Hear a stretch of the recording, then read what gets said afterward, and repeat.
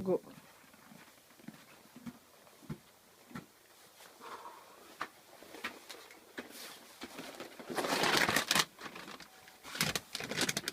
Je suis stressé car mon divorce m'a beaucoup affecté. Est-ce que vous savez ce que c'est l'hypertension artérielle, Monsieur Bousquet? Non, aucune idée. C'est une augmentation pathologique. En d'autres mots, c'est la pression exercée par le sang sur les parois des artères. Quelles sont les causes principales? Il y a plusieurs causes. Je vais vous en énumérer 3 et mes assistantes vont vous en énumérer 2 avec des aides visuelles.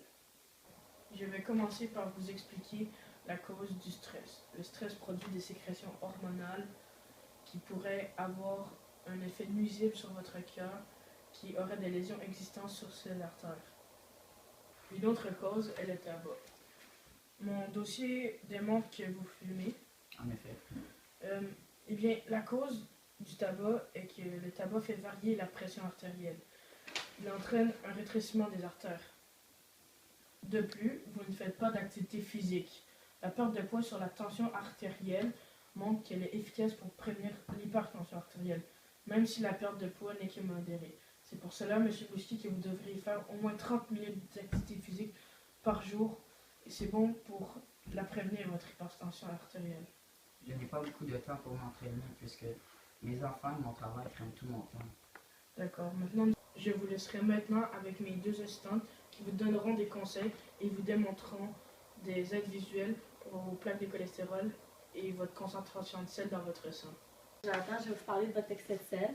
L'excès de sel est stocké dans l'interstitium cutané qui réveille alors une gêne, VEGF, qui régule la formation des vaisseaux lymphatiques.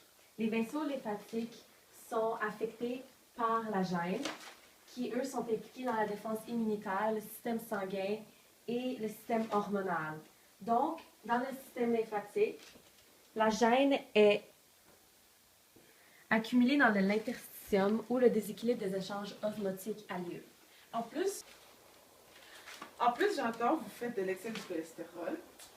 C'est que votre mauvais cholestérol va se stocker dans les artères, présentes juste ici, comme nous pouvons voir. Par la suite, ça va former les plaques d'athérome, comme vous pouvez l'appeler l'athérosclérose.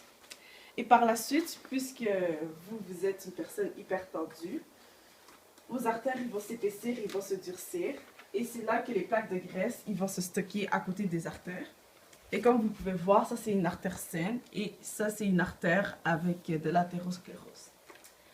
Monsieur Bousquet, vous pourriez faire plus d'exercices. Ou modifier votre habitude alimentaire. Vous pourriez aussi consommer moins de tabac. Ou pendant que vous mangez, manger moins de sel ou perdre du poids. Ouais, toutes ces choses vous aideront à diminuer votre hypertension.